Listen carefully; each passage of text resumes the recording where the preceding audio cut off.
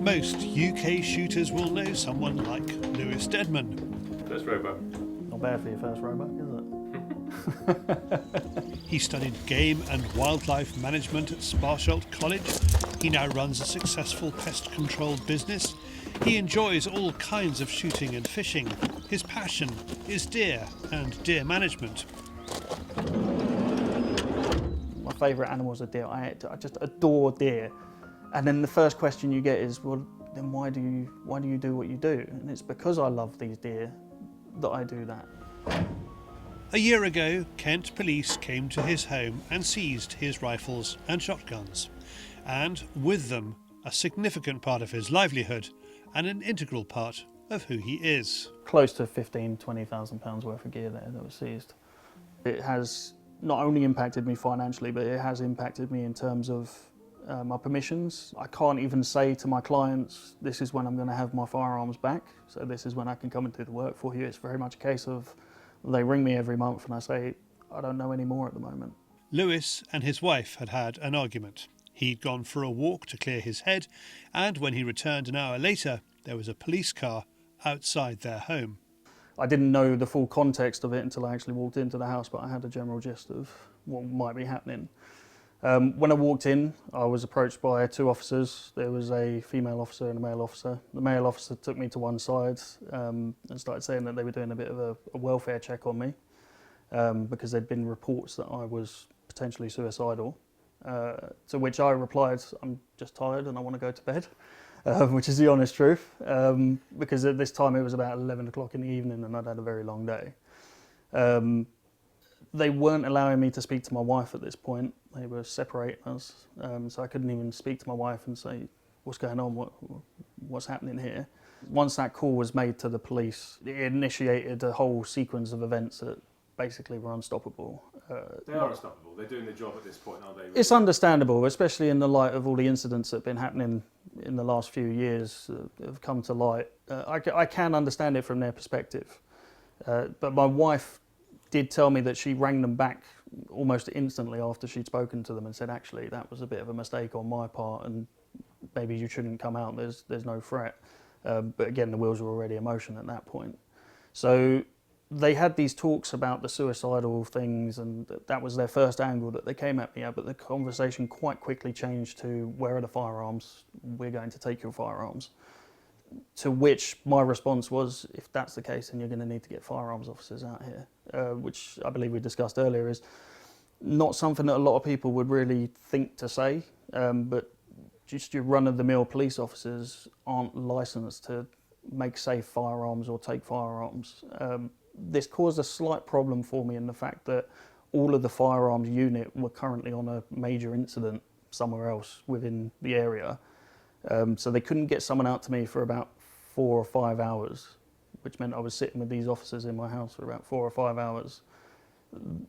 They'd removed my wife from the situation. They'd also woken up my son and taken him away as well, because they said to me that I was a threat to my son, which really impacted me. And at that point, it was just me and the officers sitting here. And even in that time, they were hounding me to get into the gun cabinets to have a look at the guns. And I just kept reiterating the point that they're not allowed to. And I have to wait for the firearms unit before I can act on anything.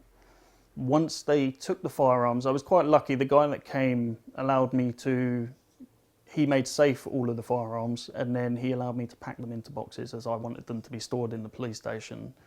He allowed me to oil them up and everything before they went, so they should hopefully still be in good condition. And then just before they left, they said to me that I had to sign a form saying that I'd voluntarily surrendered my firearms. And I made the point that I hadn't surrendered my firearms, they were seized. So they changed the documentation to say that before I then signed it, and they left with everything. I was sitting on the doorstep, just 4 o'clock in the morning. I couldn't even tell you the emotion that was going through my head at that time. It was an amalgamation of so many different emotions that I felt in my life. And I was stunned. I didn't know what to do. My dad rang me because I'd been ringing him constantly during the ordeal, because my dad is my go-to guy. If I've got a problem, I always go to my dad. He always has the answers for everything. And he rang me back at about 6 in the morning, and I was still sitting on the doorstep in a daze. He was talking to me, and I sort of gave him the gist of what was going on, but I don't think I could even process it in my head at that point with the amount of emotional turmoil I'd gone through, but also that it was just physically draining to me. It really did sap all of my energy out of me.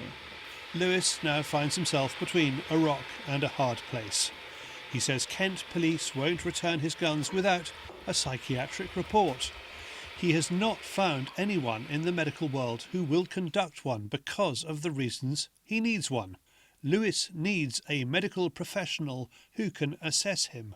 So your FAC and your shotgun certificate, did they take those at the time? So those have been seized. There was never any talk about revoking them or anything like that. They've just automatically put me onto a review, which on the face of it seems very straightforward, but they've sort of left me with a bit of a conundrum, because I would deem myself to be in purgatory at the moment, caught between the police officers and, the police force and my GPs or mental health practitioners, because the police have come back to me and said that in order for me to get my guns back and my licenses, I would need to produce a mental health assessment.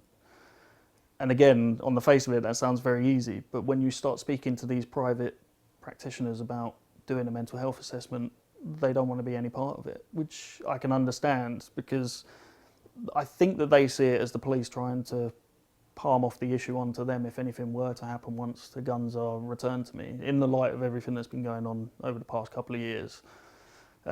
So quite rightly, these practitioners are very cautious about whether they want to put their name to that, and that's the issue I have at the moment. I need to get this mental health assessment. I've never had any mental health issues on my mental history. My medical history.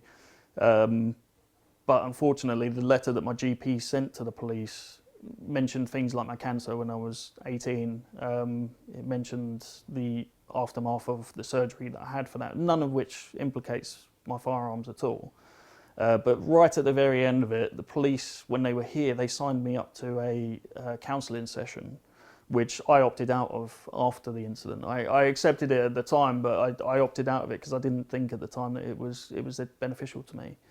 But he put on there that I hadn't attended that, and the police saw that as there could be a mental health issue here, so now we need another report. And I've been in this same position for about 8 months now. So do you think if you'd taken that counsellor's appointment, you might be in a different position? I kick myself every day, because I think, why didn't I just go to that? Because at least then I would have a trail of what's going on, someone talking to me and seeing that there is no mental health issues. But you've tried different practitioners, you've tried So, NHS and private? I have, yes. So I started with the GP, which was the first place that the police pointed me to. They then said to go to Shoot Cert to speak to them, but they quite quickly came back and said it's not something that they would really do.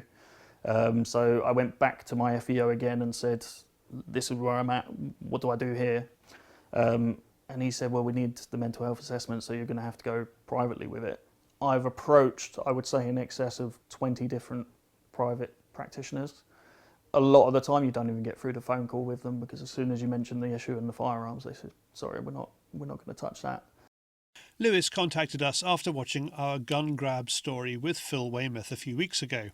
He decided to tell his story to a wider audience, as there may be help out there within our community to try and resolve this situation.